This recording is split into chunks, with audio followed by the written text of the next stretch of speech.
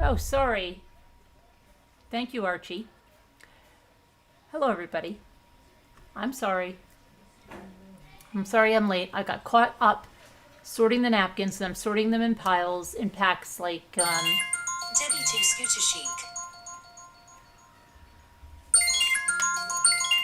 Are you calling me to tell me I'm muted? Okay, I'm not muted anymore, right? Am I muted anymore, guys? Hello? Hello? Hello? Hello? Hello? Hi? They hear me. Okay. I'm waiting for Scooter to tell me. Okay, bye, love you. All right, so then I was doing the packs, and then Scooter called, and then I was like, shoot, I'm 15 minutes late for my live. I came here, I was muted, and then I was telling you all this, and now I'm here. Now we can hear each other, and I read out your names. Hi, Chris Ree. Hi, Sassy, Margot K, Nicole, GB, Kevin Leonard, Debbie D, Robbity Bob, Sandy's Kitchen. You can't get used to that Sandy's Kitchen. Nona May. Let's see. Who else is here? So we're going to go over some headlines. Some weird stuff's been happening in the news, guys. Horrible things like on a river, like a stabbing in the river. And then a mother that runs over her own 6-year-old on purpose, not an accidental thing, purposely. And then a wrong way crash that kills 7 people, including 5 children. Not good stuff. Not good stuff out there going on.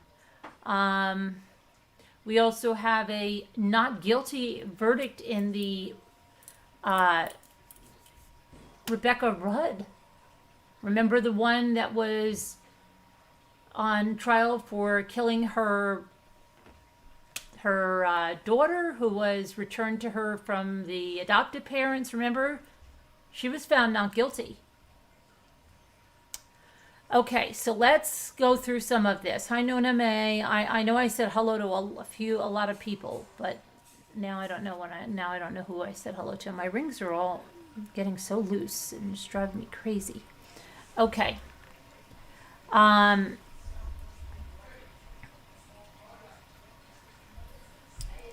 So let's see. Let's go. Hold on. I should go to YouTube and look at this, right? Yeah, I should go. This should be me on YouTube. Yes, it is me on YouTube. And I should go to live chat so that I can see the live chat. Close the chat. I'm gonna chat live. Okay. All right, so let's take a look at hi, Caddy, Texas girl. It's so good to see you again. You have to come to one of our sales, okay? Because your cards will probably do very well. And we also have somebody else was trying to tell me, and I'm going to get some new sellers. Okay, let's go over here. In addition to our ones we have now. Christmas is coming. I can't believe I'm saying that. You know how much I hate that. Okay. Let me go. Okay. So there was a deadly river stabbing spree. People go to a river on a Sunday afternoon or Saturday afternoon. They think things are going to be good. Sunday afternoon in Wisconsin, it wasn't good. Okay. So let me get you a graphic up here. So tubing on Wisconsin's Apple River remains shut down Sunday as investigators looked into a 52-year-old man's fatal stabbing spree. A 17-year-old boy was killed in the attack, along with 4 other people. 3 men, 1 woman, all in their 20s, were seriously injured. St. Croix County Sheriff Scott Knutson said that formal charges are expected on Monday and that authorities will release the suspect's name at that time. Now, this took place on a Saturday afternoon, and this is a popular tubing river. So a lot of people go out here Saturdays, Sundays, enjoy the river, go riding down in some tubes. It's near Somerset. But on Saturday, deputies arrived just before 4 p.m. and they found 5 people stabbed. The suspect is from Prior Lake, Minnesota, had already left the scene, fled, bye-bye.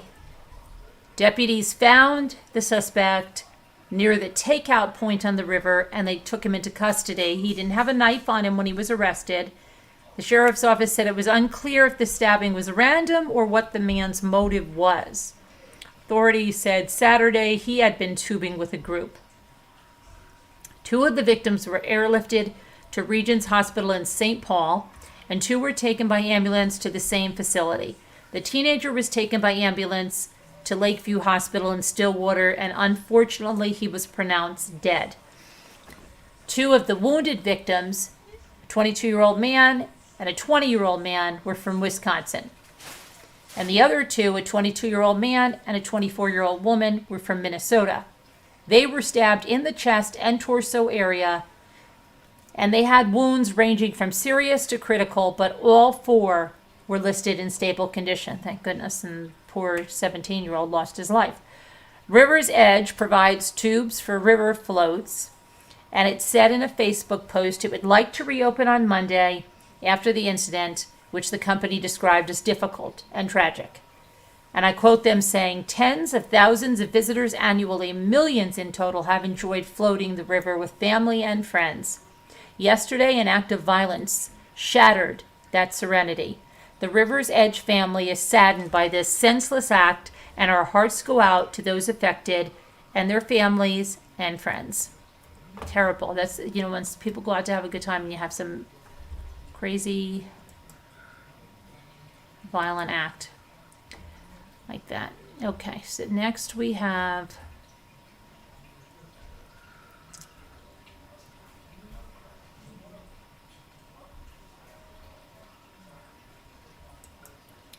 some people going to do some good things on bikes.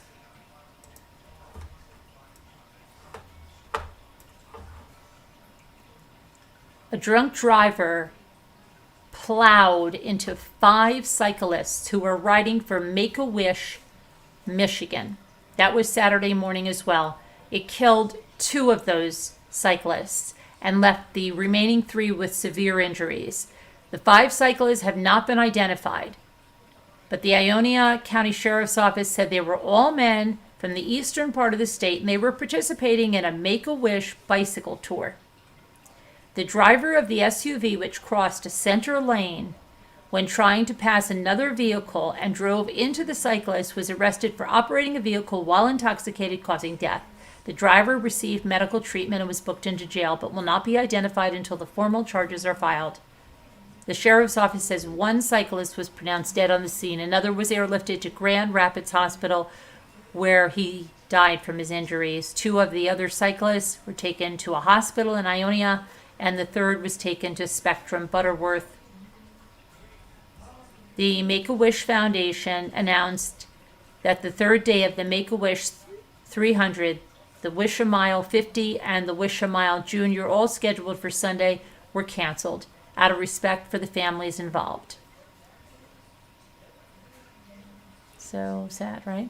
Then I quote them saying, "Our staff and the entire Make-A-Wish family are heartbroken and offer our deepest sympathy for the riders involved, their loved ones, and all the members of the WHAM community during this difficult time." I don't know why I think whoever typed up this article reversed those letters. It should be MAW, MAW community, Make-A-Wish, not Wish-A-Mish, not Wish-A-Make. That's interesting. No proofreading on this. I guess they were in a rush to get this story out there. "We are thankful to the first responders who arrived immediately to save lives," the statement read. So they quoted them with the WHAM community, but I'm sure it's the MAW community. The foundation also said it would be offering counseling for riders, staff, and volunteers. That's a sad thing. Now, here's another sad thing. A wrong way crash. And these are typically very deadly, and this one is no exception. A wrong way driver slammed head on into a van in northern Illinois early Sunday morning, causing a fiery collision that killed 7 people, including 5 children.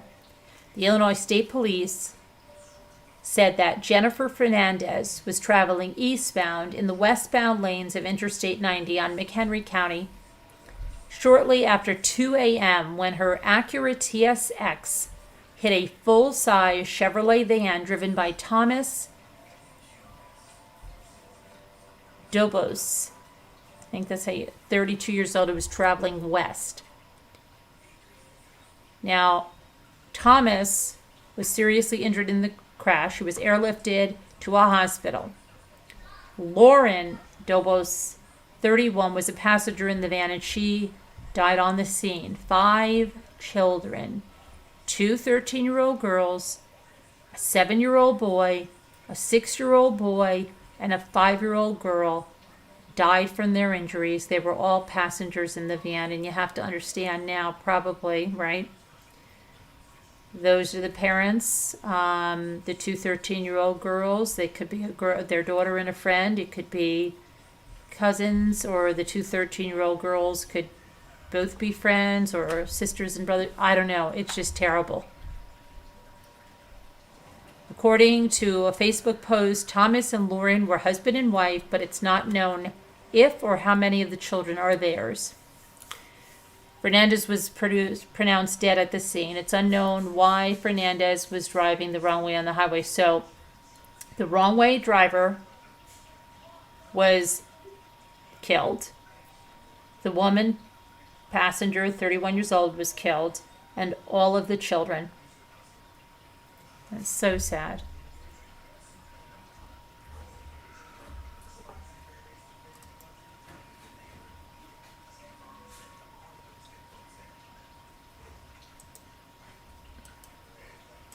Okay, and then there's Mississippi woman intentionally runs over her child with their car. Last week, she intentionally ran over her 6-year-old with her car. A local hospital called the Hattiesburg police when the child was brought in for treatment at about 1 p.m. on Tuesday. The child's father also incurred minor injuries in the incident, which police deemed a domestic altercation, attempted murder. The suspect, 25-year-old Kenaw Bradley, fled the scene of the incident and was captured more than 2 hours later in Gulfport. Gulfport police brought her back to Hattiesburg, where she was charged with domestic violence, aggravated assault, felony child abuse, and felony child neglect. Investigators did not say how badly the 6-year-old was hurt, only that she required hospital care. She is being held on a $150,000 bond, according to jail records. Wow.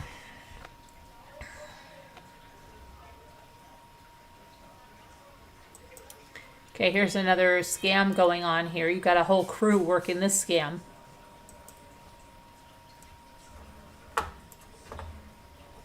So, New York police are looking for a crew, a robbery crew. And they use Facebook to lure men to hotels. When the men go to the hotels, they are robbed at gunpoint.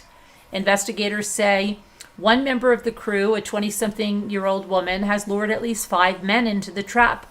Once both the woman and victim are inside the hotel room, the female instructs the male to take a shower. And while he's in the bathroom, she lets into the hotel room another female and a male. When the victim opens the bathroom door and steps out into the hotel room, the second female and male both display firearms at the victim, and they threaten to shoot him. At that point, the third person of the crew binds the victim with duct tape, and then they proceed to take the victim's personal property, including clothes, cash, credit cards, and cell phones. None of the men have been injured in the incidents. Now, let me ask something. If the guy's in there taking a shower and they're able to come in and have their firearms, does he have his personal belongings in the bathroom, or are they in the room where they could just take them and be gone? I don't know. So they take with him his clothes, cash, and everything with them so that he can't leave. The first incident was reported on July 7th when a 31-year-old man was robbed of his phone, his wallet, his debit card at the Wheeler Hotel. On July 16th, another 31-year-old man was robbed at the Crown Motor Inn. The following day, the crew took the debit and credit cards, clothing, and car keys from a 48-year-old man at the Friendly Motor Inn and ran up $3,000 in charges on those cards. The next incident took place on July 24th at the Van Cortlandt Motel, where the crew took $200. They took personal items and a credit card from a 46-year-old man. 2 days later, they did that to a 45-year-old man. He had his clothes and an unknown amount of money taken at the Sheraton Hotel. Investigators say the woman is believed to lure the men is about 25 years old, 5'2", and 200 pounds, with black hair, tattoos on both arms, wearing eyeglasses. Her accomplices are described as a woman about 40, 4'11", 140 pounds, with black hair, and a man about 25, 5'10", 170 pounds, with medium build and black hair. They should have a lot of pictures of these people with surveillance, right?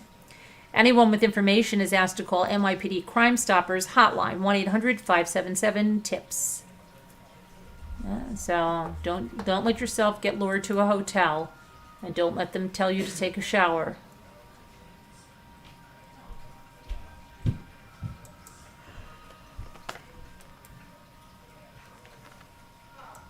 Okay, now we'll go to Texas. Let's go to Texas, and in Texas, a Texas man dies Saturday after allegedly shooting a woman in the neck, only to have his own bullet that he shot at her exit and strike him in the leg. That's something maybe somebody would have a word for, right? Officers responded to reports of shooting at about 11:30 a.m., finding a substantial amount of blood and a blood trail outside an apartment, but no one inside. At about the same time, reports came that a man and a woman with gunshot wounds had been found in a vehicle outside a nearby hospital. Investigators determined that they were involved in a shooting at the apartment, and that Brian Redmond had shot the woman and then been hit by the same bullet. Redmond died from his wounds. The woman, who was not named, was treated and released. Now, think about that. The woman got shot in the neck. If this was like something that said, okay, a woman gets shot in the neck, and then that bullet exits her body and hits the man, and he gets and it shoots and it impacts his leg. One of them died. Which one? Right? You'd probably say, oh, the woman in the neck. But me, I would always say the one that, because I always go with the other one that doesn't seem like it would be. And this time, it could have just hit his artery there in his leg. I don't know. And he bled out. That's just very strange, right? Thank goodness she's okay. Okay. Now let's go to Amber Heard and Johnny Depp for a minute. Amber's worried that Johnny may use her naked pictures against her. More than 6,000 pages of docs were unsealed in the Johnny Depp Amber Heard defamation saga. For 7 weeks, we saw our social media feeds inundated with this Johnny Depp Amber Heard defamation trial. So now, more than 6,000 pages of documents have been released.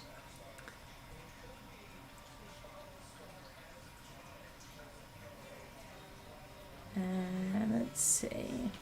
In unsealed pretrial court documents, Amber Heard's team argued to the judge that evidence of a number of irrelevant personal matters should be excluded from the defamation trial, while alleging Mr. Depp inappropriately seeks to introduce evidence of the following irrelevant personal matters. 1. Nude pictures of Amber Heard. 2. Amber Heard's sister Whitney's reality show video. 3. Whitney and Amber's past romantic relationships. 4. Amber's brief stint as an exotic dancer years before she met Mr. Depp, and Mr. Depp attempting to frivolously and maliciously suggest or imply that Ms. Heard was at one time an escort. A deposition of Whitney Enriquez, her Amber's sister, dated February 3rd, 2022, is included among the newly unsealed court documents. During the interview, Johnny Depp's attorneys ask a series of questions about Logan, who's a friend of Amber Heard's, who passed away in a car accident as a teenager. And this allegedly had a profound impact on Amber Heard. According to her sister, it left her devastated.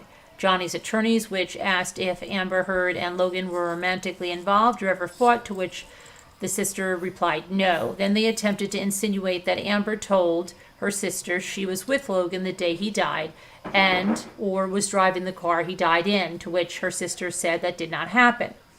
Still, Johnny's attorneys continued to press Amber's sister about whether Amber's driver's license was suspended had anything to do with the accident in which Logan died, to which the sister said it had nothing to do with that. And she further testified that Amber had never hit, slapped, or thrown anything at her, adding, "I never said I was subjected to any violence because of Amber." And then there is another document that's been unsealed, and it's text messages that Depp's then assistant, Stephen Deuters, sent to Amber Heard in 2014 about the time that Johnny Depp allegedly kicked Amber during a flight aboard a private jet. If someone was truly honest with him about how bad it really was, he would be appalled, Deuters texted Amber about Johnny. "I'm sad he does not have a better way to really know the severity of his actions yesterday. Unfortunately for me, I remember them in full detail, everything that happened. He was appalled. When I told him he kicked you, he cried."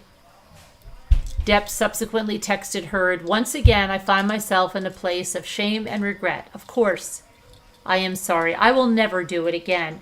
My illness somehow crept up and grabbed me. I feel so bad for letting you down." In messages retained by Amber, he subsequently texted to apologize while calling himself an effing savage and a lunatic. But Johnny's law firm, Brown Rudnick, could not find any record of the text in Johnny's iCloud and looked into whether they may have been, in their words, deleted. Ultimately, the law firm determined they were missing for reasons unknown. The text regarding the kicking incident was presented in the UK trial, but not deemed admissible into the Virginia defamation trial. The court documents reveal that during the divorce proceedings, Amber's lawyers begged her to reconsider her decision to walk away from tens of millions of dollars. Since Depp shot the fifth Pirates of the Caribbean during their marriage, and therefore it was considered a community property asset, with Amber entitled to half of the income from that asset. Since Johnny had earned over $33 million from Pirates 4, it stood to reason that the number would be that or higher for number 5, but Amber refused, leading her lawyers to tell her via email that she was being amazingly true to her word, that this was not about the money. The judge, however, rejected the inclusion of any evidence related to the divorce proceedings in the defamation trial. Though Johnny's team spent many hours of the trial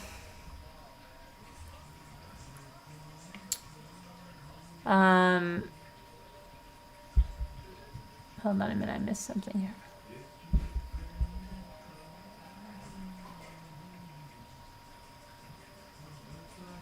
Although many hours at trial, they tried to paint, Johnny's team tried to paint Amber as the abuser.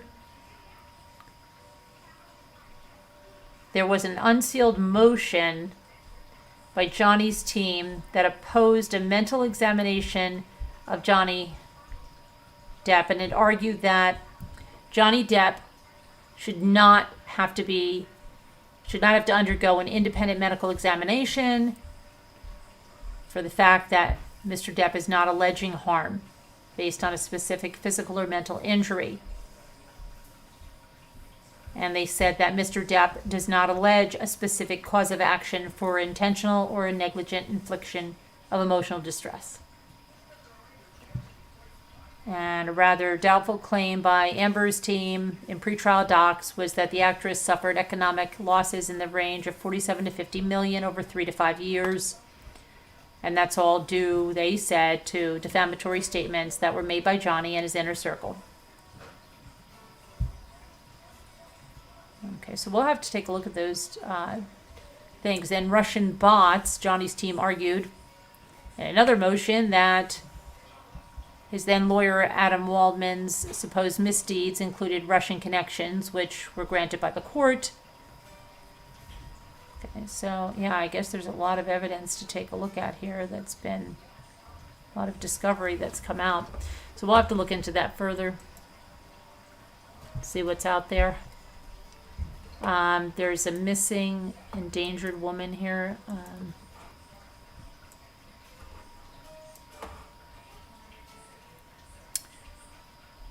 So loved ones are pleading for the public's help to locate a Florida woman. She's been missing for more than 3 weeks.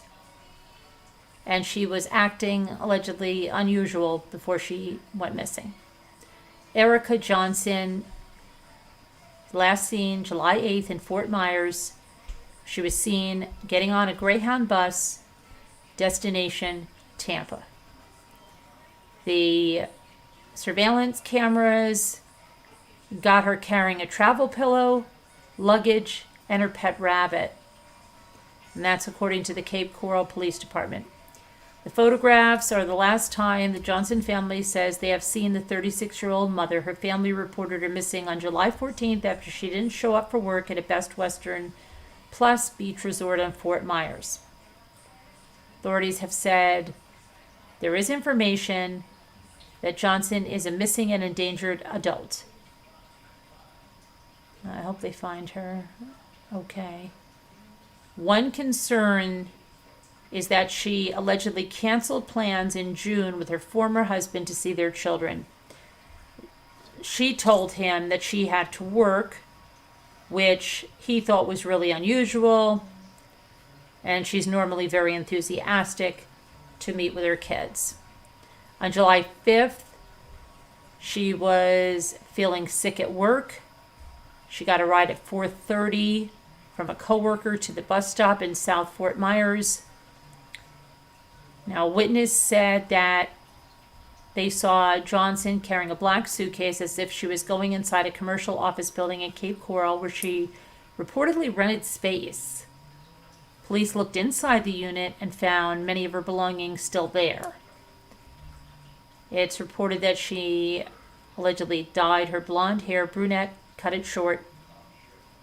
And Brandon Sancho of the Cape Coral Police Department said that she lives a different lifestyle where she has no phone, no vehicle, and no bank account. What kind of lifestyle is that? Now, her mother urges anyone with information about her daughter's whereabouts to alert the authorities, and I quote her saying, "I would like to thank the people of Cape Coral and Fort Myers for their kindness and support in helping to locate Erica and the Cape Coral Police Department for their efforts over the past weeks. Erica is loved and missed by her family and friends who are devastated by her disappearance. We remain hopeful that she will be found very soon. If you have seen her or have any information about her whereabouts, please contact the Cape Coral Police." Well, in the security footage, she is seen wearing sneakers, jeans, a light colored t-shirt, a baseball cap, and a sweatshirt around her waist. But it's good in a way, because if she is changing her appearance and stuff, maybe she's still alive and she's just off somewhere, right? Hopefully.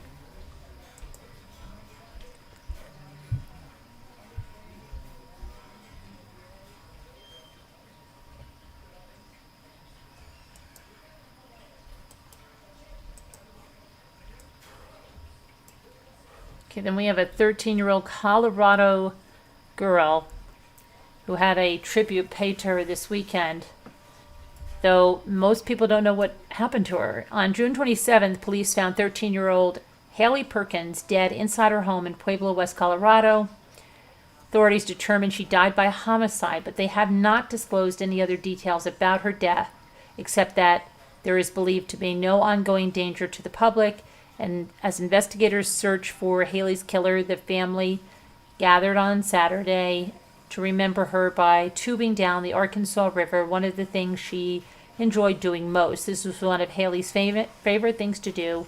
She almost a year ago floated down the river and saved her mother from drowning, said one of her older cousins. This is our way of showing her we're not giving up. We want justice and we want her name to live on. The family later released red balloons in Haley's honor.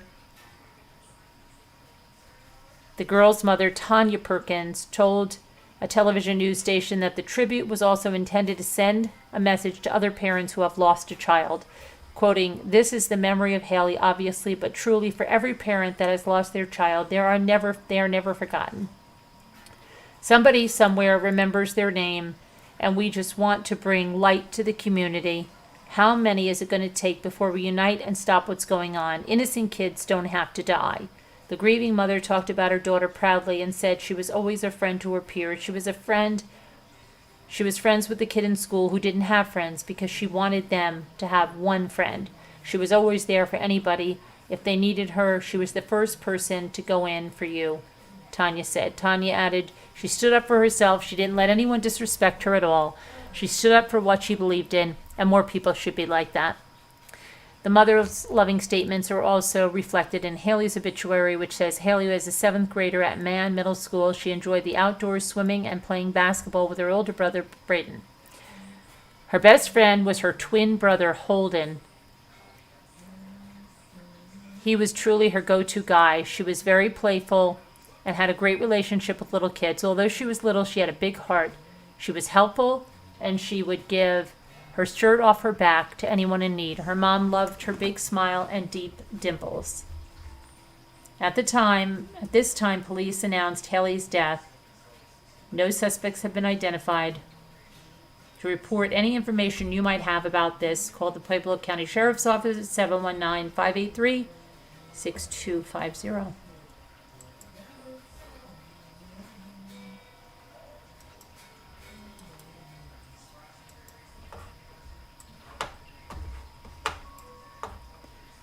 A 62-year-old Missouri man was charged with attempted murder Friday for allegedly using a high-powered rifle to shoot a crop duster flying near his property. In addition to attempted murder, Donald V. Bates has been charged with felony property damage, unlawful weapons use, assault, and armed critical action. He is charged and being held without bond in Caldwell County. The incident took place on July 10th near Kidder, which is a small rural town about 70 miles northeast of Kansas City.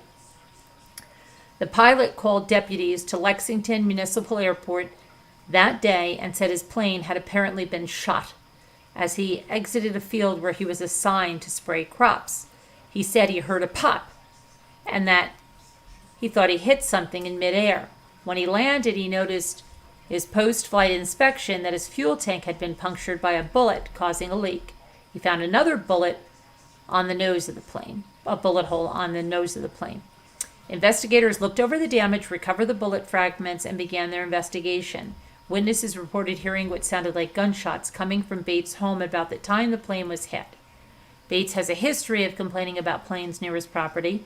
The sheriff's office has previously investigated an incident in which pilot agreed that Bates threatened him with a gun while he was about 100 feet overhead. Bates denied pointing a gun at the pilot, saying that he only raised his hands up and put up a middle finger. Court documents in this case say Bates thought the pilot was flying too low and wanted him to stop.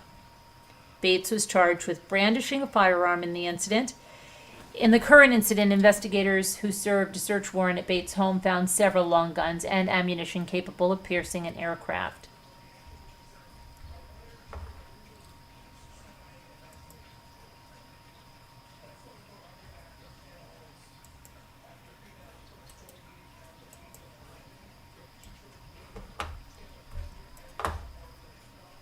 A 35-year-old mother of two has been missing for nearly 2 weeks, but police have already charged her husband with first-degree murder. Adrian Lewis, Shanita Lewis's husband, was arrested 2 days later at Washington Dulles International Airport trying to board a flight to Jamaica. In addition to murder, he's been charged with use of a firearm in the commission of a felony. He was extradited to Virginia this week. Shanita left her Baptist church at about 9 a.m. on July 17th.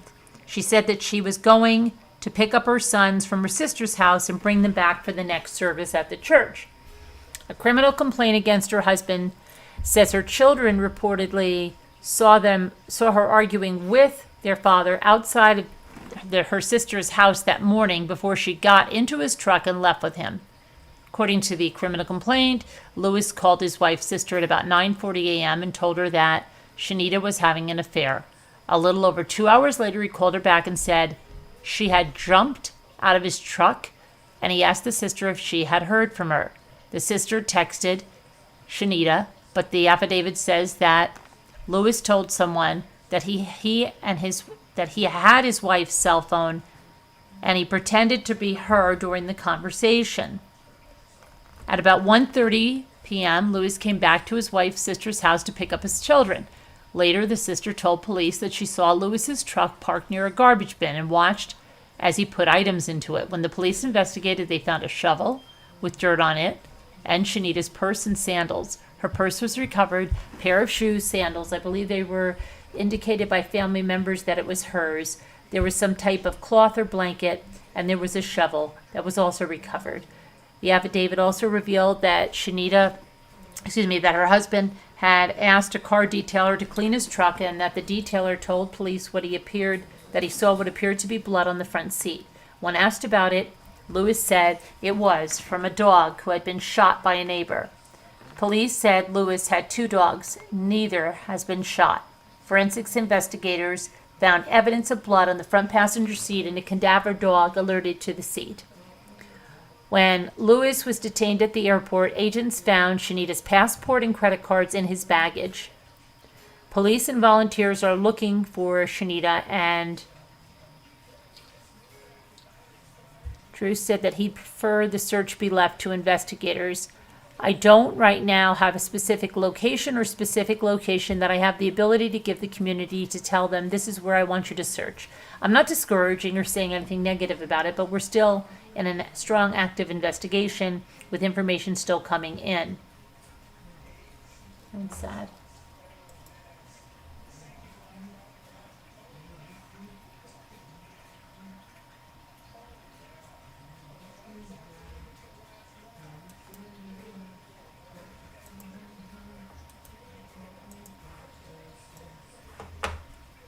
Deadly professor. So, University of West Georgia professor was fired after he was charged with the shooting death of a student early Saturday morning. Carleton police said that Richard Sigman, a professor at the school's business department, had been at Leopoldo's Pizza at Adamson Square in Carleton and got into an argument with another man. The man notified security that Sigman 47 had threatened to shoot him. Security approached him, saw his weapon, and asked him to leave the restaurant. He did so, walking towards the parking deck outside. Investigators say that when Sigman reached the parking deck, he began firing into a parked car, striking Anna Jones, an 18-year-old student at West Georgia. Friends drove her to the hospital where she was pronounced dead. Hospital personnel called the Carrollton police to the scene. Investigators determined that Sigman was the suspect. They located him, took him into custody, charged him with murder and 3 counts of aggravated assault and possession of a firearm during the commission of a crime. He has not yet had a bond hearing. Police also noted that there was an injury to Sigman's head, as seen in his mugshot, and that occurred before he was located and arrested.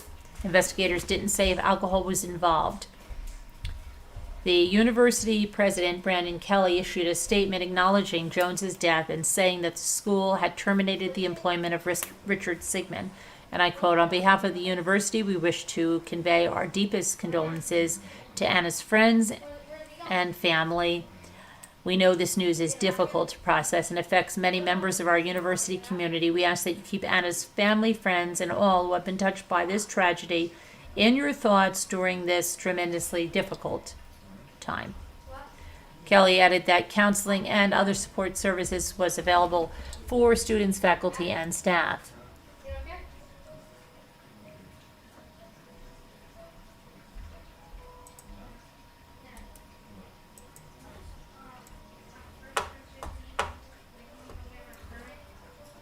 A California woman who rendered 3 young children orphans in a drunk driving wreck will serve decades behind bars after statements from the victims' children were read in court. Grace Elizabeth Coleman, 23 years old, was sentenced on Friday to 21 years to life in prison for killing 27-year-old Henry Eduardo Saldana Mejia and his wife, 28-year-old Gabriela Andrade, in December of 2020.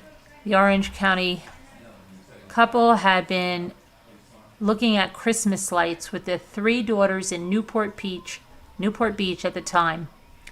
Coleman pled guilty to charges of second-degree murder in connection with the crash. The girls were aged 1 to 5 at the time.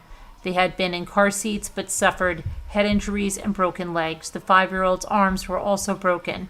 Prosecutors alleged that Coleman's blood alcohol level was 0.22%, nearly 3 times the legal limit, when she rammed her Range Rover into the family's Nissan Versa.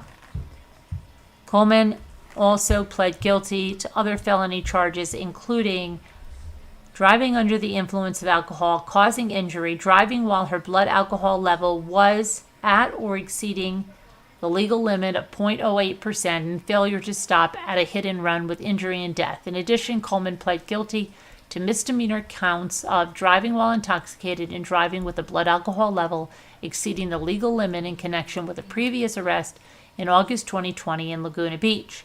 Had the case gone to trial, Coleman could have faced nearly 43 years in prison. In the immediate aftermath of the crash, Coleman admittedly walked past the victim's vehicle and attempted to flee, despite the sounds of the girls screaming in the back seat. However, authorities and the victim's family say that Coleman has since expressed and demonstrated remorse for her actions.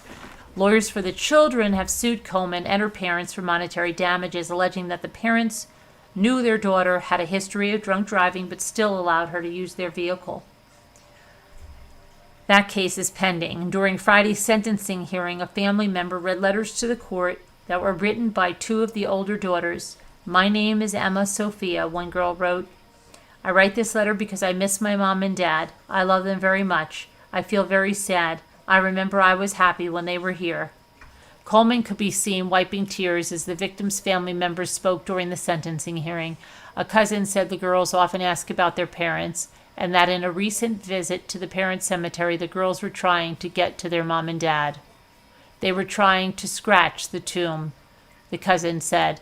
They were trying to take them out of there. There's a GoFundMe account for raising money for the girls. Judge Greg L. Prickett urged the victim's family to take solace in the memories of the couple, but also to not let the tragedy limit their future. Never forget them, but do not let this tragedy define their lives your lives, Prickett said, at times appearing to fight back tears. They want you to appreciate every day and raise those precious girls to have full and complete lives.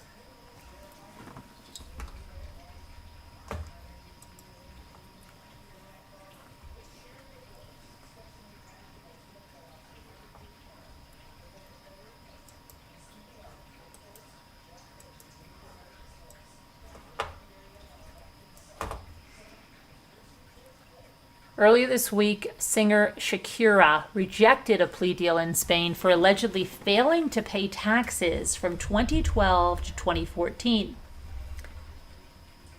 Prosecutors are seeking an 8-year jail sentence. In May of 2012, Shakira, 45, reportedly purchased a home in Barcelona, which eventually was established as a family home for her and her partner, Gerald Peake, 35. And their son, who was born in Spain in 2013.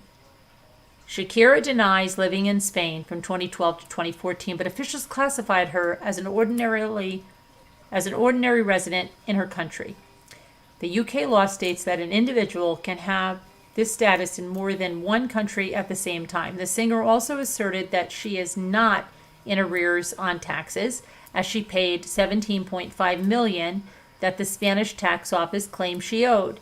In June, Shakira announced that she was splitting from her partner Pique, who is a defender for the football club Barcelona.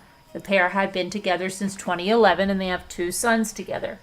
In addition to jail time, prosecutors are seeking to fine Shakira $23.5 million. A trial date has not been scheduled.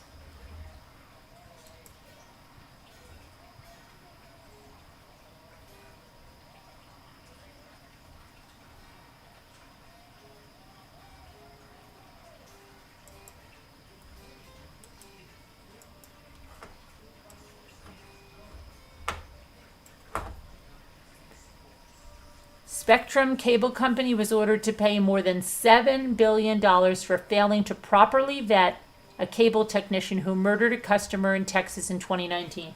This is almost like that Best Buy delivery person that killed that woman, right? Well, it wasn't Best Buy. They were delivering for Best Buy. They were outside company. Yes. Ray Holden Jr. was off duty when he fatally stabbed Betty Thomas, 83, in her Las Colinas residence, but he had performed work at her home a day earlier. Holden came into the home in his work uniform and in the work van. He used a key card to access that despite being off duty. A Dallas County jury found Spectrum responsible in June for paying 90% of a $357 million compensatory damages. This week, the jury awarded $7 billion in punitive damages to Thomas's family. In 2020, Thomas's family filed a lawsuit against Charter Communications, that's the company that owns Spectrum. They claimed the company failed to investigate false claims made by Holden regarding his employment. Holden was previously fired for forgery, harassing coworkers, and falsifying documents. Holden is serving a life sentence for Thomas's murder, which he pled guilty to in April of 2021. He is believed to have killed Thomas with a company-supplied utility knife after she caught him stealing bank cards from her purse. He reportedly used one of her cards at a Walmart hours after her murder. Attorneys say that Spectrum ignored a pattern of theft by their employees.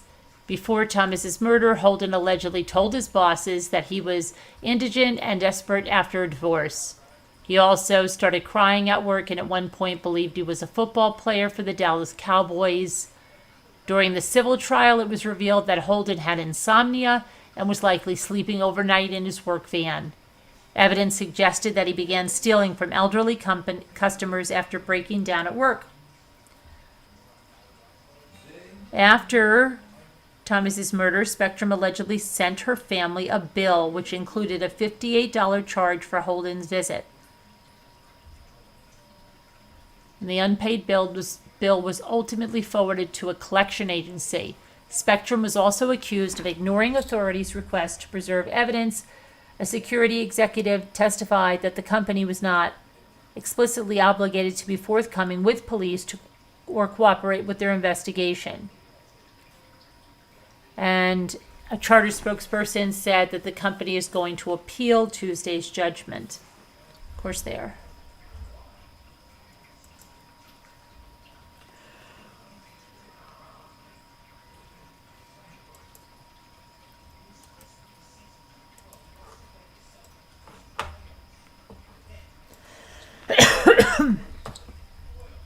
Former NFL player Kevin Ware, formerly charged with the murder of his girlfriend Taylor Pamaski more than a year after she vanished from a house party. On Thursday, the Harris County District Attorney Kim Ogg announced on Thursday the 41-year-old Ware would be charged with murder and tampering with a corpse. Pamaski, 29, was last seen alive at a house party in the Houston suburb of Spring, Texas. Spring, Texas, that's where that other woman is missing from, isn't she? The one with the RV? Prosecutors identified Ware as a suspect in Taylor's death during a court hearing unrelated to the ongoing missing persons case in 2021. Pomaski disappeared from a party April 25th, 2021 at Harris County residence she shares with Ware. Investigators suspected foul play shortly after her disappearance and called the circumstances suspicious. Her ex-boyfriend Eric Zulliger said that he believes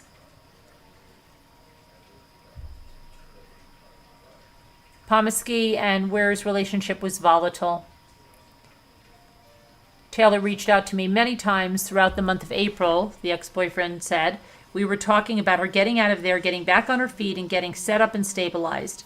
In April of 2021, human remains discovered by Texas EquiSearch in North Harris County were identified as Taylor's. A grand jury ultimately reached a decision this week that there is enough evidence to charge Ware. Terrible. Thank you, Debbie Schwenke, for the super sticker. I appreciate that. Okay.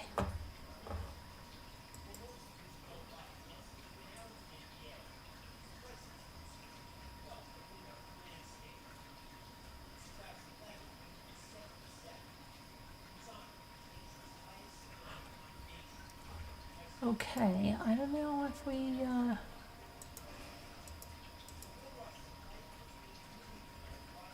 think that's enough. That was Spring Branch. It was just, Dad, do you know anything more about that Caddy, Texas girl? That is such a weird case. There's hardly any news about it. I'm going to check on it right now because it's so strange.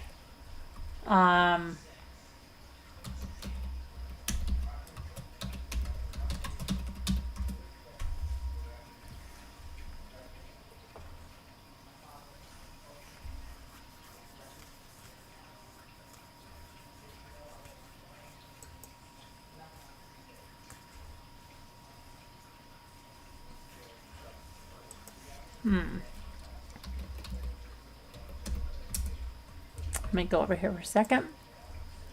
See, and we'll check a Dre McRae update in a minute too. But let's see what's going on. 3 hours ago,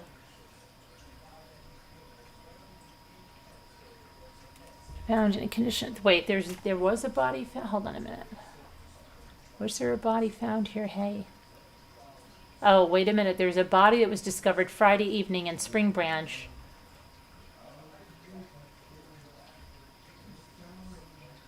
Oh, they might have found her body? Okay, wait a minute. Hold on.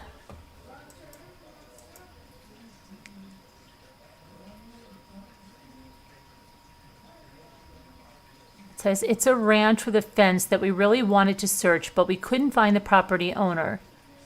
Business call. What the heck?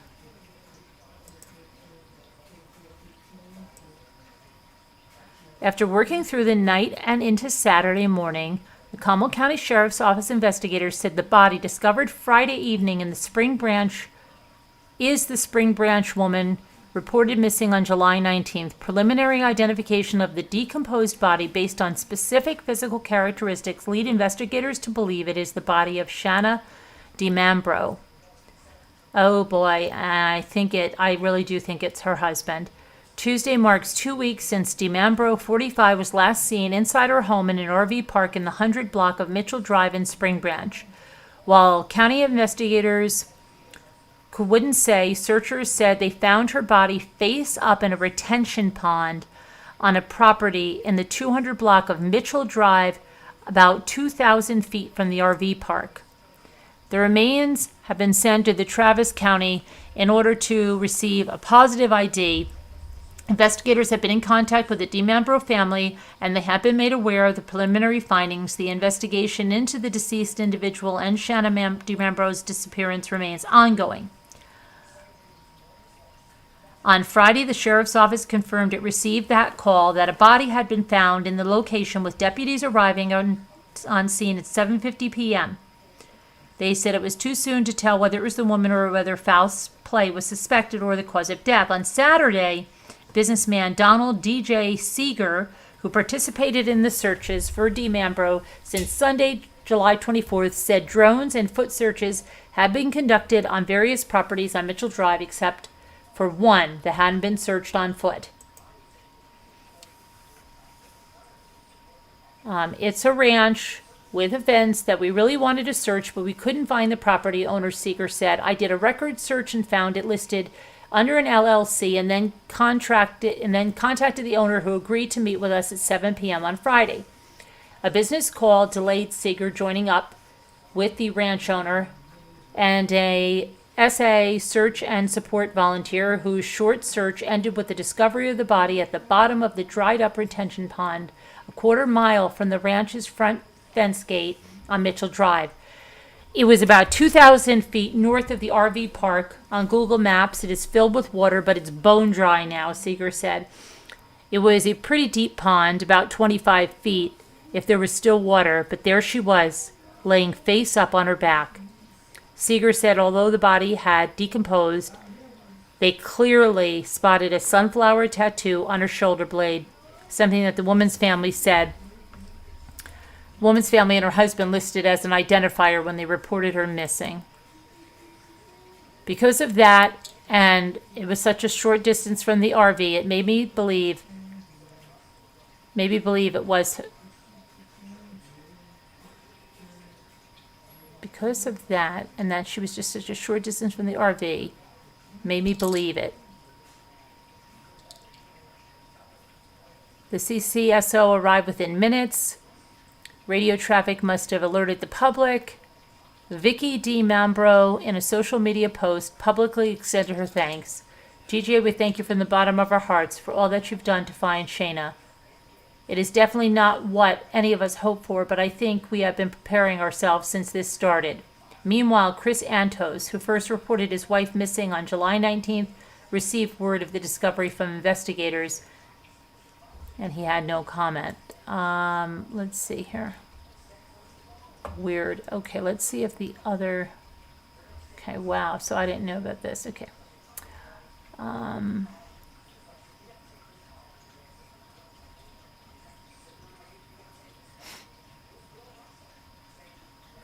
There's a text over here. Let me see what this says. And somebody said, I guess in something, were y'all having problems and maybe she left, to which the husband answered, yeah, and she left her dog, wallet, credit card, bank keys, purse, and car. Have you paid attention to anything? So he's getting a little defensive, right? Anya and cell phone. Like, I don't know. Very strange.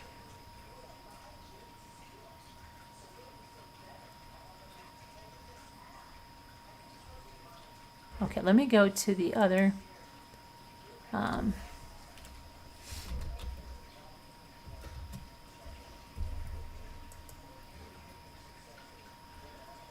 right.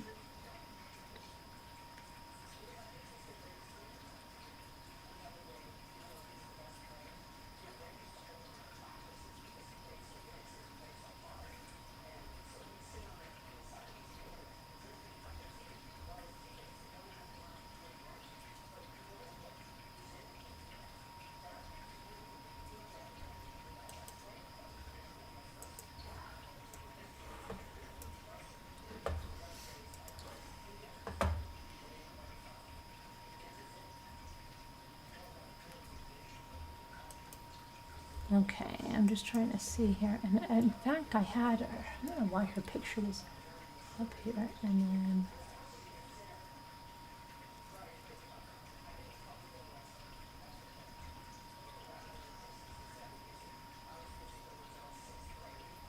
I'm just trying to see here. Someone said, so you understand how we found her. I belong to a search group called Search and Support San Antonio. We teamed up with DJ on some searches. I had a hunch in flip-flops she didn't go far from the home. So I asked DJ to look up the owner of her property right at the end of the road by the trailer park. He gave me the owner's name and phone number. I arranged for the owner to meet me and DJ today. DJ had to leave for a service call and couldn't make it. Me and the owner searched along the fence line and found her remains. I don't know why, I just had a hunch, and unfortunately my hunch came true. DJ played a big part in helping us find her. I'm so sorry and pray for you during this difficult time.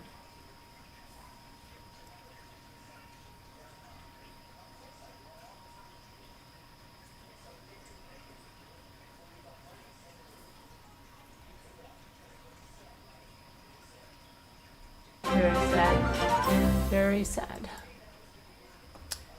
Tammy, thank you for being a detective rambler for 25 months. Okay. So, yeah, sad update on that. And what was the other update I wanted to look at to see if there was any Dre McRae stuff, right? Let me see. Oh, that's a sad update. Okay. I wonder who did this. You know, we're going to find out about that. Hold on.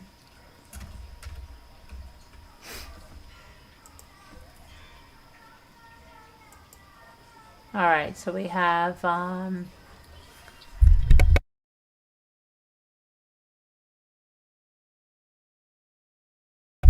so let's see. So let's see, what is this one about?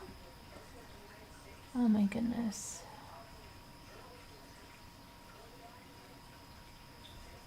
Sometimes there's no update. Like, she's not allowed, she hasn't been doing videos.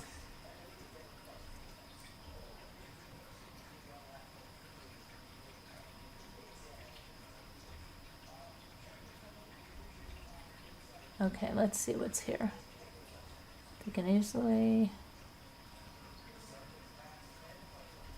Okay, so there's another report. Let's see what it is. So I guess.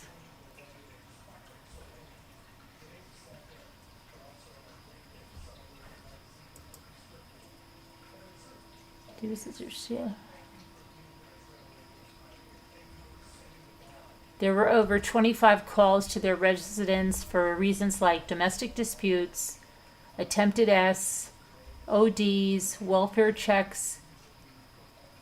Wow. So there's a lot of incident calls there. Wow, okay.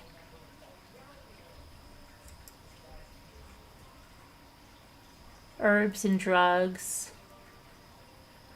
Wow.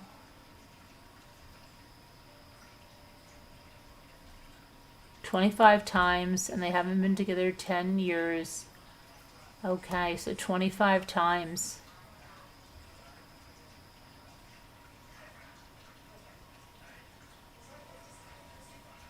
So there's call logs here. Let me see. Let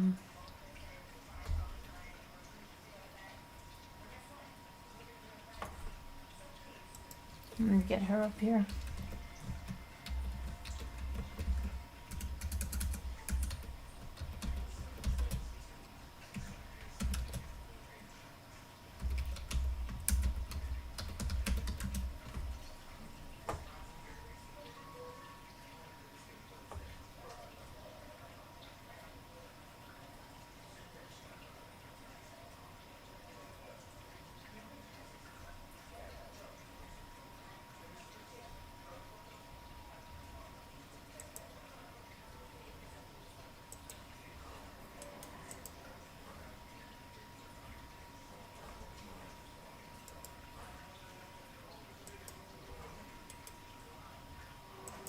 Don't you think she looks like Lady Gaga?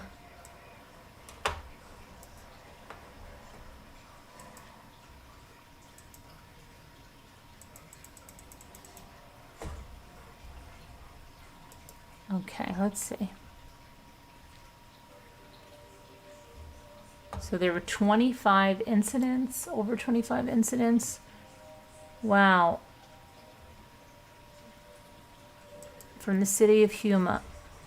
Okay, let me see here. City of Yuma incident. How? Stop. Sorry, I'm talking to my keyboard.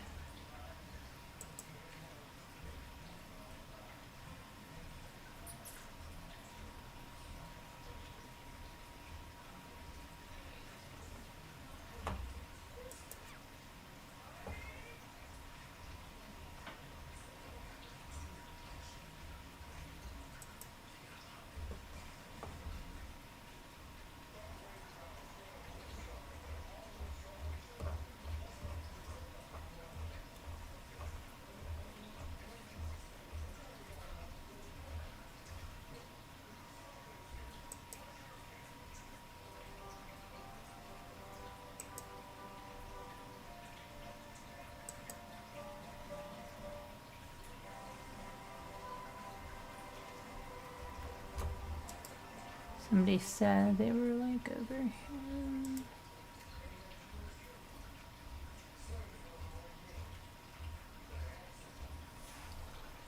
Okay, what's this?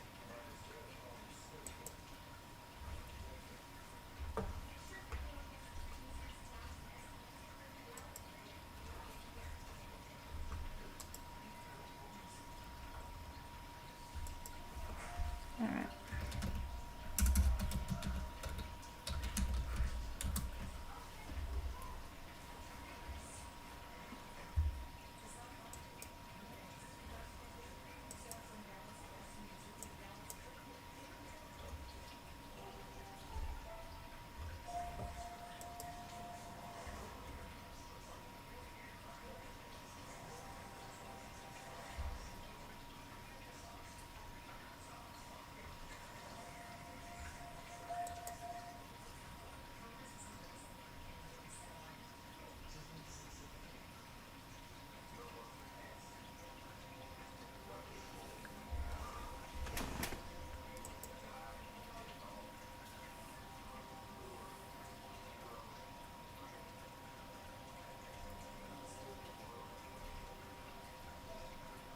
Guess there's a lot of stuff in YouTube drama going on with a certain creator who's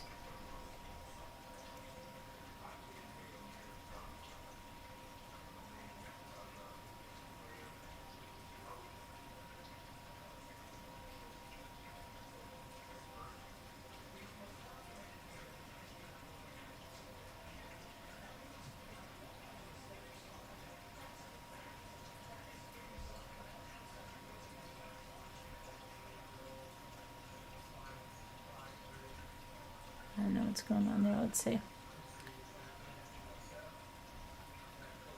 I guess there's a lot of drama going on right now with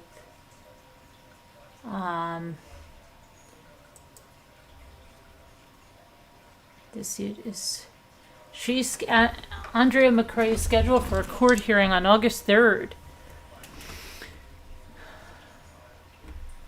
but she has not been served yet. Vaughn's medical condition is only known by Andrea, and she's not speaking to anyone.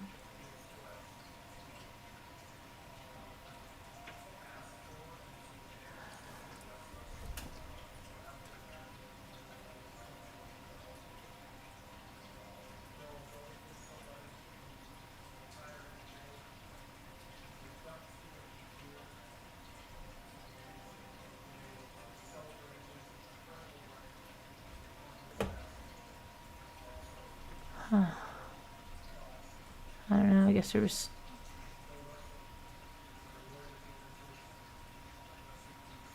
In 2019, she filed a police report against her chiropractor for sexual harassment. She alleged that he made unwanted sexual advances to her. She also told friends that he approached her about swinging with his wife. What? State of Arizona Board of Chiropractic Discipline.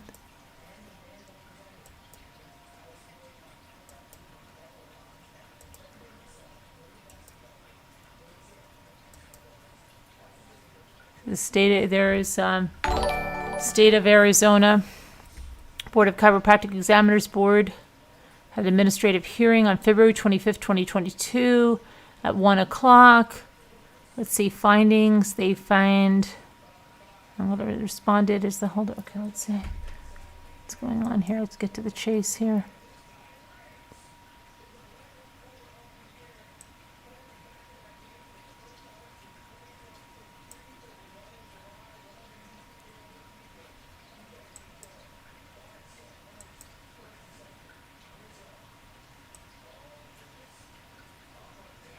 Well, he had his license revoked according to this, based on her claims. And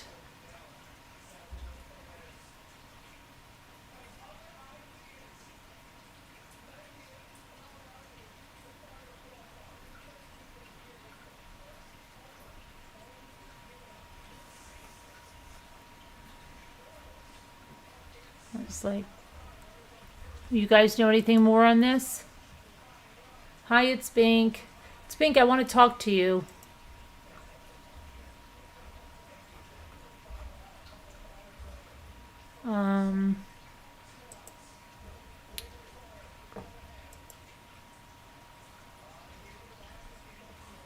What was that? That weird sound. I think that's somebody buying merch or somebody becoming a Patreon or something. I don't know which. On the Chrissy Palace story, I personally drove right by the strip mall on July 13th where they found Chrissy and Shayna's story are too close to home. Really, Caddy? Yeah, that's sad. I didn't know that they had found her. Do you think it's the husband, Caddy? Do you think it's her husband?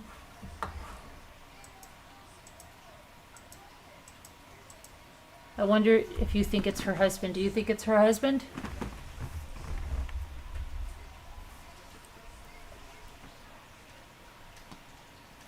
Hi, Mike.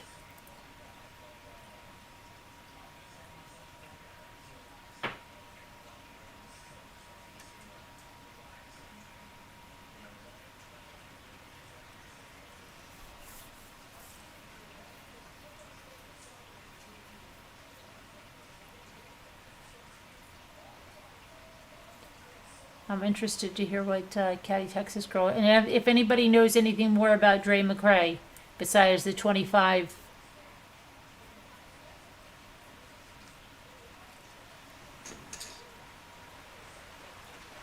It's pouring out.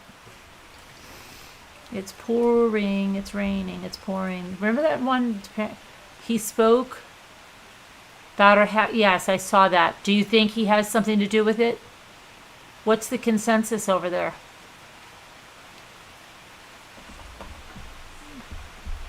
It's Bink. I need you to come to the after hours Zoom, okay?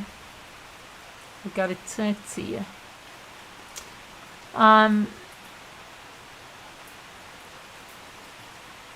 You don't have, yeah, you just get, okay. Something a lot of people noticed, yeah. But he was very calm, right, too. He was very calm. Nicole thinks the husband did it, right? My hair, I've got to color my hair. Driving me crazy. Please send rain to Southern Cali. Go to Southern Cali. Hi, Deidre. Deidre.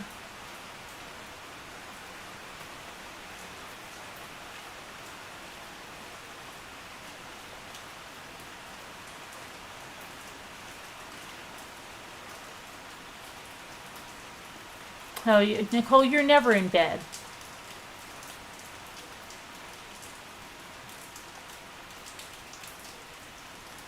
It just started. It's raining. I was putting napkins and everything together, and it sounds wonderful, Nicole.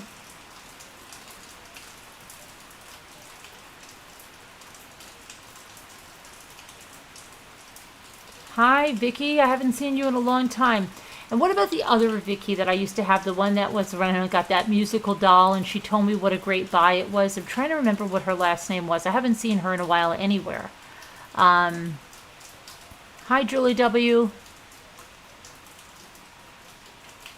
I'm good, Deidre. How are you? Trying to remember what her name is. Sometimes I see her in the comments. I'm like, that's the lady that told me my doll was a good buy.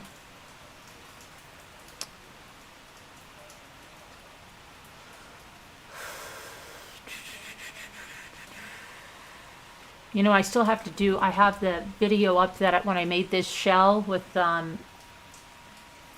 this shell, I have a whole video on this that I made probably back in June, and I've just got to edit it and get it up, and I keep looking at that shell. And I really like it now, like so much more than, but I've got to get the video up about it. It's really making me angry. Jimmy, you love Jimmy's concert. Thank you, Deidre. Hi, Danielle C. Hi, Sharon. Hi, Eva. Hi, everybody. Oh, boy. So, does anybody have anything else to say about Dre McRae or anything? Or any of the stories?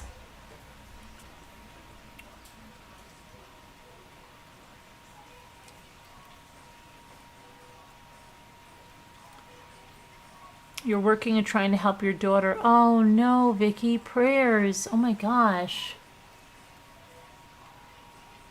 Oh, I hope she has a complete healing and that goes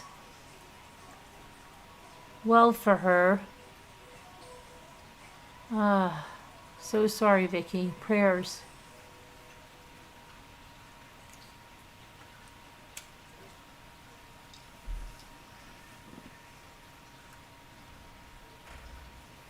Let me see something else.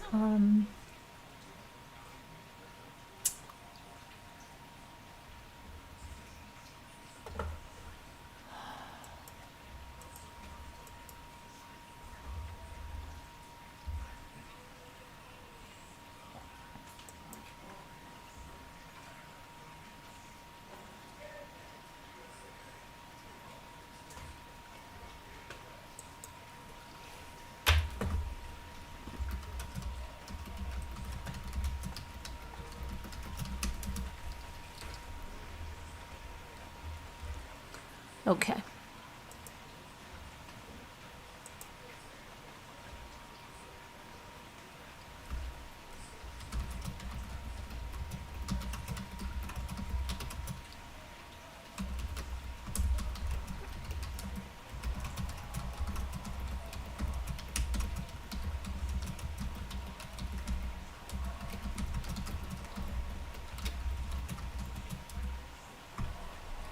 Okay.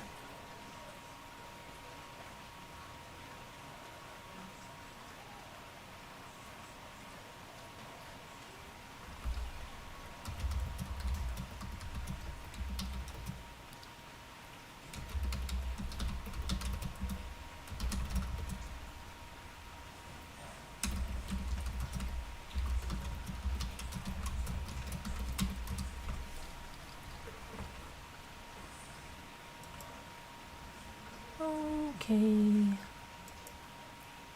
All right. Let me see what we're doing here. Oh boy, that's good. Got some good news. Just saved a bunch of money. Just saved a bunch of money on my car insurance. I did save a bunch of money. Jimmy? Yeah. Didn't we just save a bunch of money on our car insurance? I didn't hear what you said. Didn't we just save a bunch of money on our car insurance? Yeah, we didn't do it yet. Wow, right. Did they just, we didn't do it though. You didn't do it yet? No, I will. Okay. I'll do it tomorrow. All right. I have all the papers and stuff here. Linda Uribe, good night. She's fine. She's fine. Lisa, no, I'm talking to Eva. She's fine. She's in Slack.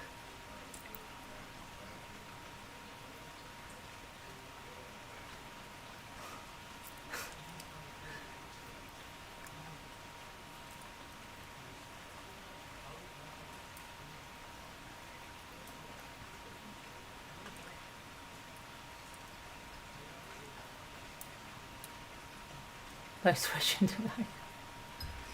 I don't know if it's got what in company is it? What company? Yeah. It's gonna be with what do you call Living Mutual. Liberty Mutual.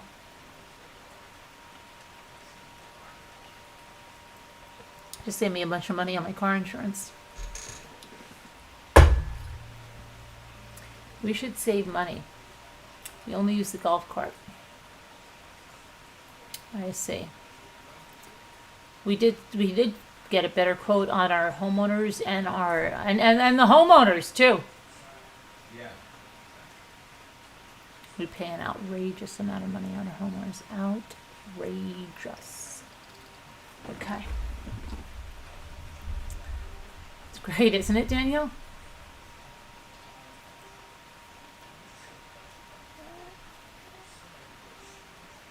In Florida, it's probably not as much as mine. Mine is outrageous, Debbie. And I've got outrageous taxes. Deidre does not know what Slack is. Could you explain it? Oh, Deidre? Slack is just like a, they have what are called channels, but they're not channels like YouTube channels. They're like chat rooms, but they're for specific things. So there's a general chat room, and then there's like one for recipes, and one for crafts, and one for, different items, different kind of things, different kind of interests. But crafts, probably the biggest one. Sharon has one for sewing. We have a true crime one, stuff like that.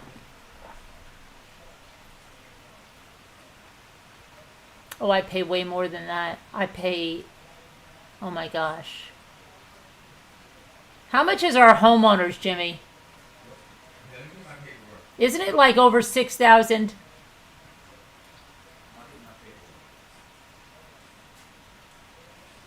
It's so expensive, Debbie. It's not even funny. Cha-ching. Cha-ching, cha-ching.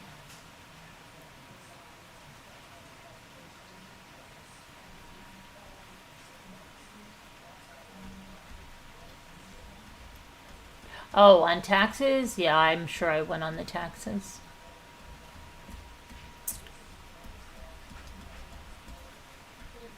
You're welcome, Deirdre.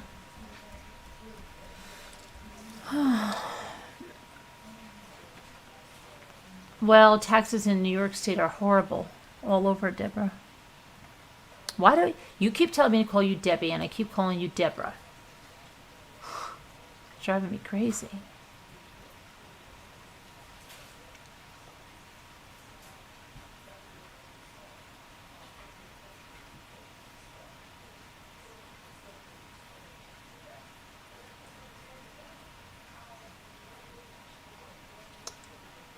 Waiting on Jimmy.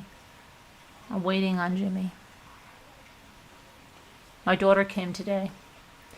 Got that teak wood cabinet. She got it all the way back to Brooklyn. And that other rack she got. So that's good. It's out of my hallway now. Then I did cleaning. And then I did napkin organizing.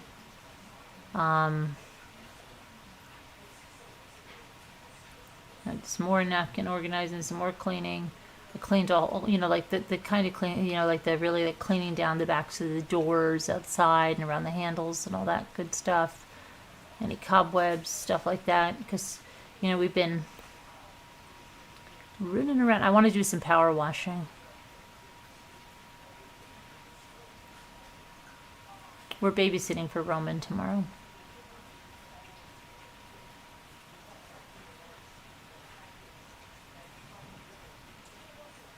I can't wait to see Roman because he likes this fleece stuff that I have, and Jimmy gave him a whole fleece thing.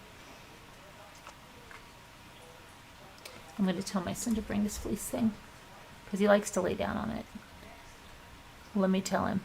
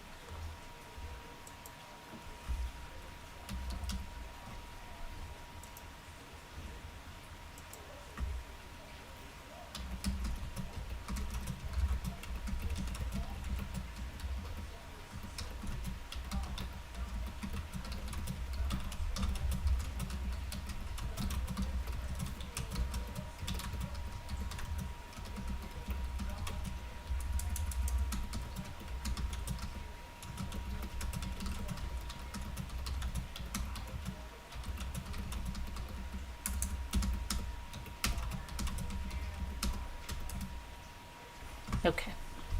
I send it to him. All right.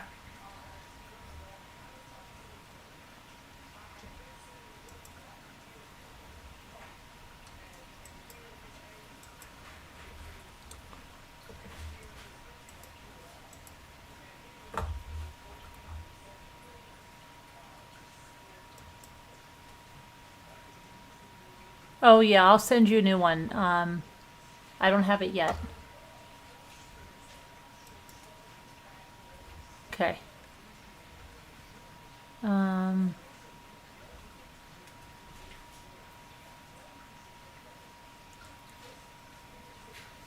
right, so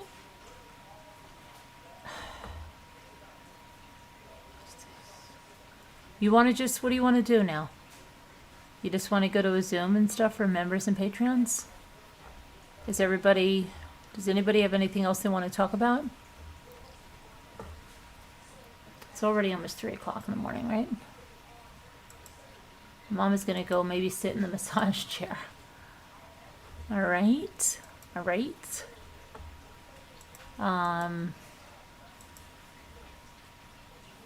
You tried to ride your bike today and your tires were flat. You tried to inflate them, but they wouldn't inflate. It's a beach cruiser, so I think, oh, probably Deidre. You know, Deidre, I never thought like a bike could make as much difference. But I'm telling you, it makes all the difference in the world.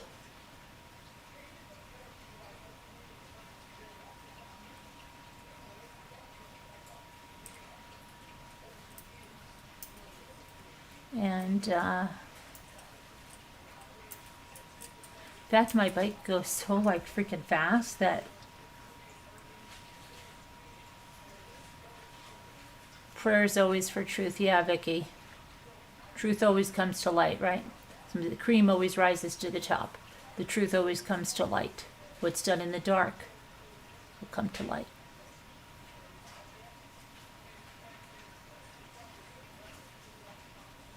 Thank you, Puddin'.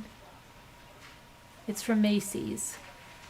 I can't say it's the 50 cents one. It's from Macy's. It's from Macy's, though.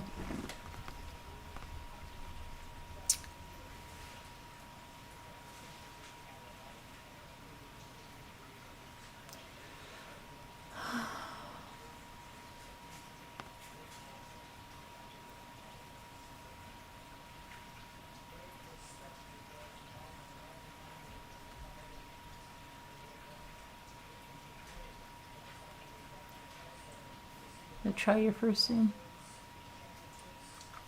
Okay, so I'm going to put the number. Hi, Whisper. You're going to bed, Danielle? All right, I'm gonna put the number in. It's Rain. Hi 61. Nobody's cooking here. We already had dinner. Hairs. I've got to color my hair really badly. Aw, thank you, Scooter, and thank you for being you. It's good that you're not me and I'm not you. Oh yeah, Deidre, didn't you see it? Let me show you a picture of it. I'll show you a picture before we go. Deidre, where have you been? That was, it was an engagement party, but it was like a wedding, right? And it was on the 17th, and we had a wonderful time. We had a great time. We had a blast. An absolute freaking blast. And I have the photo booth pictures. I have to scan those in and get them up. They're so cute. Of me and my daughter, my son, and Gia. We had a wonderful time. I'll show you. I will show you. Okay.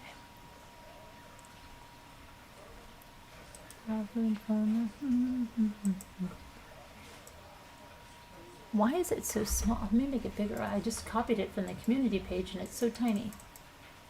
There you go. It has a jacket. There's a jacket too. You could see that. I think I have my Instagram. I have the jacket, but it's not. How come it's not? How come it's just a little? Hold on. Maybe it's not the full picture. But let me go to good. You could see the full picture on my Instagram. I'm not my Instagram. Hold on. Maybe it's because I did. Let me try to open it. Okay, now let me try it. Hold on a minute. It's not. It wasn't opening, and here it is. There you go. Okay. Luke took the picture. Right? Yeah. Anyway, it must be in. All right, don't worry about it, Jimmy. Okay, no, but I do have. Our homeowners is like $427 a month, isn't it? It's okay, Jimmy. Isn't No. it, right? No, it's not. It varies. There's one big giant payment, like of $1,400 in January or something. Yeah, but then, No. so it averages out to be, like you said, quite a bit. But then, Yeah, it's quite a bit. and so we would say You were telling me it was a difference of like 6,000 down to like 3,000 or Yeah. 4,000. So yeah. All right, don't worry about it. And yeah, so the auto right now is, yeah, we All right, save so a lot of money. Buy Let me go over here and remember the credit. okay. So that was that, and Luke is a very good photographer. He loves to take photos. I'm trying to link my Instagram. Instagram. Oh, it keeps going to this other lady's Instagram. Take me to mine.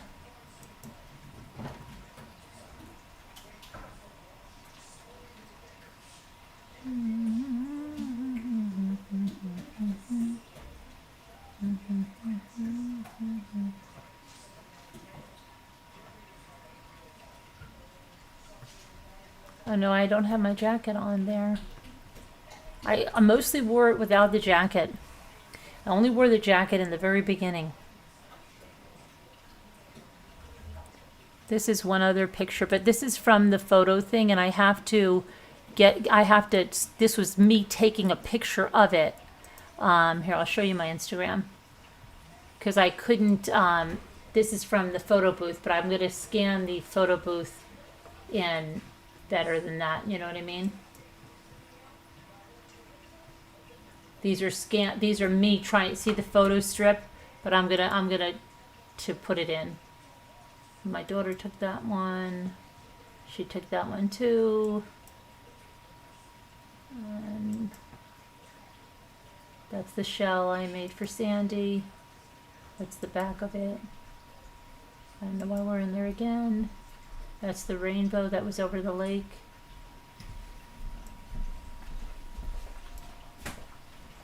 Another shot of the rainbow.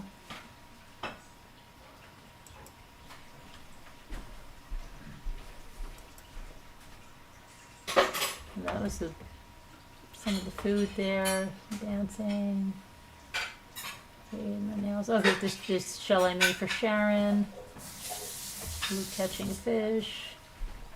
The kids playing on the hay, strawberry picking. Yay! Okay. All right.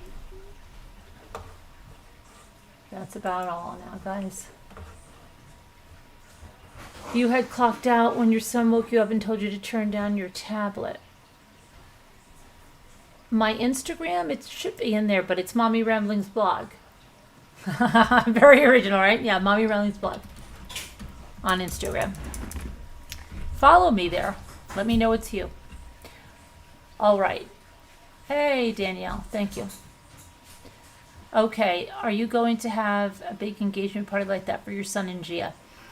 I don't know. I've been talking to him. What he want? I don't think we're going to have one like that big because that was well. A lot of them do them like that, but since COVID, not so much. But what happened was that was actually a wedding for the other one that she ended up not.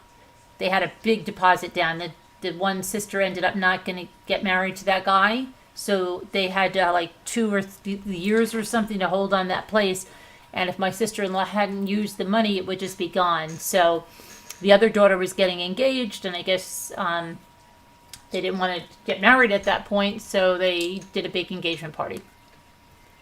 Probably wouldn't have had that big of a shindig, but a lot of the relatives do have what they used to in the past. I think a lot of them are doing destined. They're changing the younger generations, but whatever my son wants, I don't think he wants anything like that because he's having the destination wedding, and I think he just wants to. He probably just wants to. We've been talking about it, and I think he said he'd just like to go to like maybe a nice. I want a venue, but not like have it like a wedding, like I don't know. I gotta ask him again. So the last time we talked about it was a little while ago, and I don't know. Plus, he's got like some of her family's in Ecuador, and then her dad's over there. So yeah, so I'd probably end up doing 2 things anyway. I don't know, or they're just gonna do maybe one thing somewhere. I don't know. We gotta figure it out. There was so much stuff you didn't even see. It was crazy. Okay. I'm going to put the number. Hi, Cass, got your tongue? I'm going to put the number. We had a blast. We had so much freaking fun. Okay. And it was just so fun because I just, it was like, we had a good time. And then Gia's shoes. Then we got everything that happened even afterwards. Gia and I going to Target and getting her shoes, dropping my daughter for the chain, and I made them wait. And so I'm like, no, we have to wait. And then we waved like crazy. And Gia's such a good, Michael, we have to wait and wave like crazy. Yeah. She's a good sport. And then the day before, it was fun because everybody was trying on dresses. And it was like, I really felt like I had two daughters there. It was, very good. All right. So let's go, and I'm going to put the number in. I'll put the number in the community page. If you're not in the community page, I'm going to put it in Slack too. And then if you need it, email me. It was a lot of fun. I had a lot of fun. All right, a lot of people I hadn't seen in a while, a lot of relatives, a lot of friends. It was very nice. Okay, I'm going to do that.